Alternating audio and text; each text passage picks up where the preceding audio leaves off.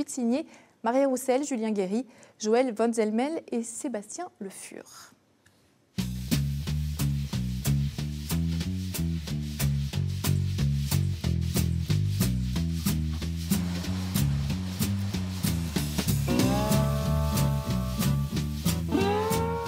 Bonsoir à tous, nous voici dans le décor de l'ancienne brosserie Commelin.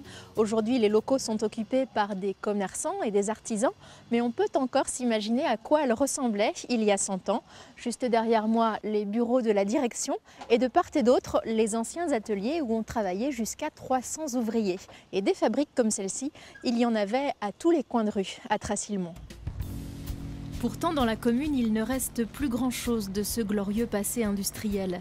À peine un nom de rue là où poussait la cité ouvrière, ou bien les verrières d'un ancien atelier.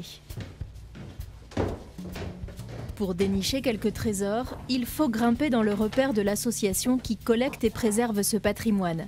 Là sont entreposés des milliers d'objets fabriqués par les brossiers de l'Oise. Le contreperçage sert à monter les brosses à la main. Il s'agit ici d'une malle d'un représentant de commerce qui travaillait donc chez Lonen, la grande usine de Trassilmont. Une production nouvelle, colorée, qui fonctionnait très bien. Et puis en dessous, on a une production plus classique, avec encore des brosses à dents en os, ou alors des brosses pour bébés en poil de chèvre, donc c'est très très doux. Il était souvent noté production de Paris, puisque ça faisait certainement mieux que Trassilmont. Et puis c'est un petit côté luxe.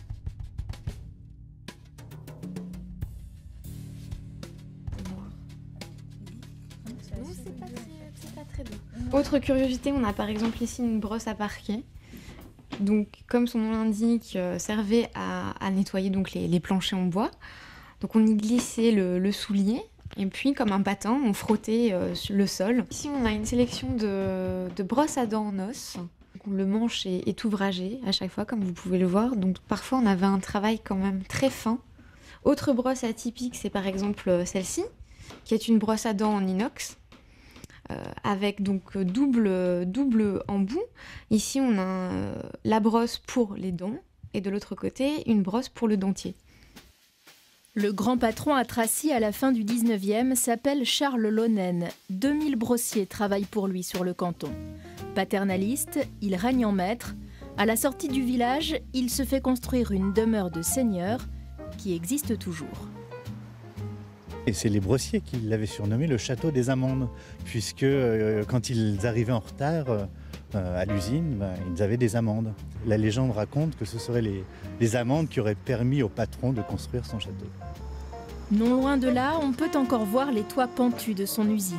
Doté d'un incroyable sens du commerce, Lonen ouvre des maisons de vente à Londres, à New York, à Chicago.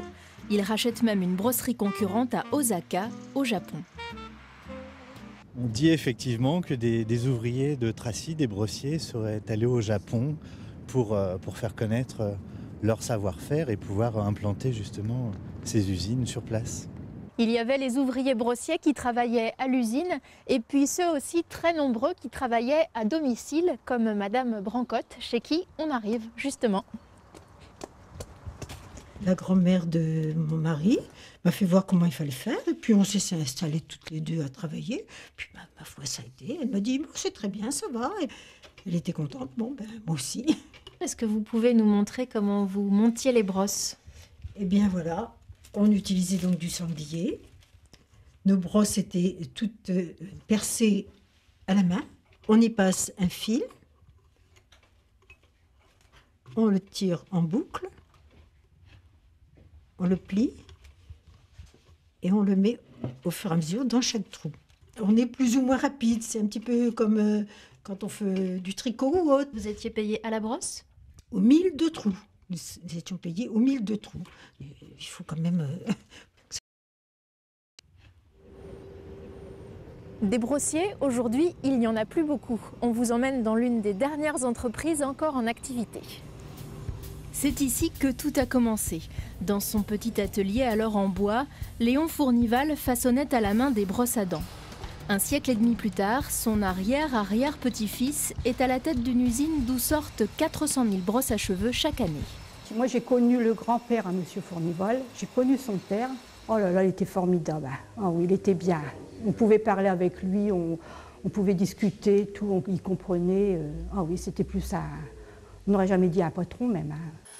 Si les machines ont fait leur apparition, certains ouvriers sont encore capables de confectionner des brosses entièrement à la main. C'est un truc pénible, c'est vraiment un truc artisanal.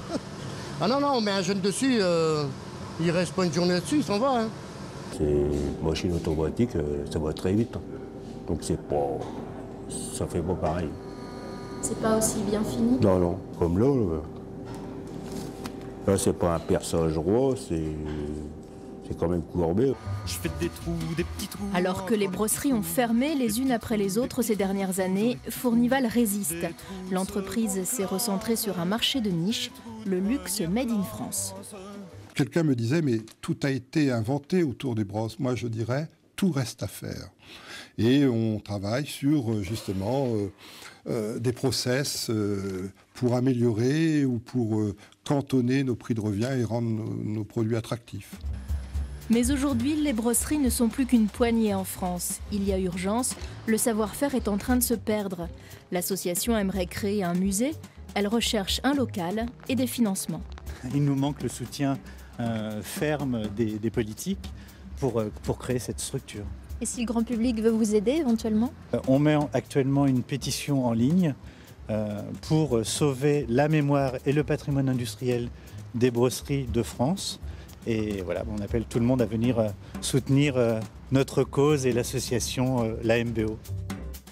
En attendant, vous pouvez découvrir quelques-uns des plus beaux exemples de la brosserie picarde à Méru. Le musée de la Nacre les héberge jusqu'au 7 mai.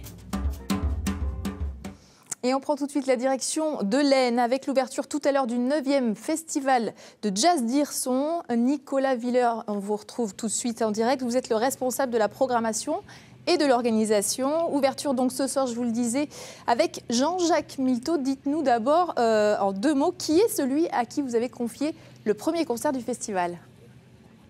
Alors Jean-Jacques Milteau, je serais tenté de dire que c'est Monsieur Harmonica.